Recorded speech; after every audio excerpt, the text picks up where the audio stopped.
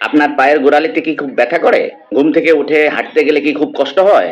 কিছুক্ষণ হাঁটার পর ব্যথাটা আস্তে আস্তে কি কমে যায়? পায়ের চিহ্নিত অংশগুলোতে কি আপনার ব্যথা করে? যদি এই সমস্যায় আপনি ভুগে থাকেন তাহলে আজকের ভিডিওটি আপনার জন্য খুবই গুরুত্বপূর্ণ। গোড়ালিতে ব্যথা হওয়ার কারণ কি?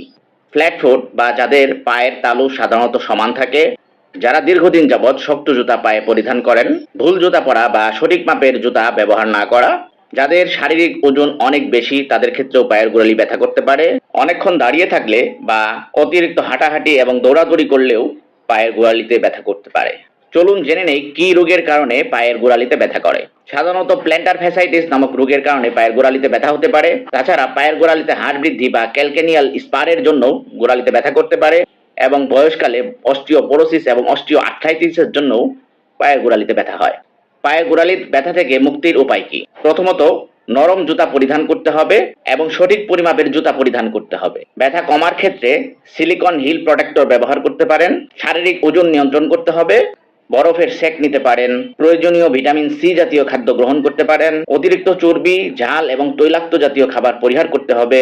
একজন সুস্থ মানুষের জন্য প্রতিদিন কমপক্ষে 3 থেকে 4 লিটার পানি পান করতে হবে। গোড়ালির ব্যথা বেশি হলে চিকিৎসকের পরামর্শ অনুযায়ী ব্যথানাশক ওষুধ সেবন করা যেতে পারে এবং ভিডিওতে দেখানো নিয়ম অনুযায়ী পায়ের কিছু ব্যায়াম করবেন। এই সমস্ত নিয়ম কানুনগুলো মেনে চললে পায়ের গোড়ালির ব্যথা অনেকাংশেই নিয়ন্ত্রণ করা সম্ভব বা পায়ের ব্যথা থেকে বেঁচে থাকা সম্ভব।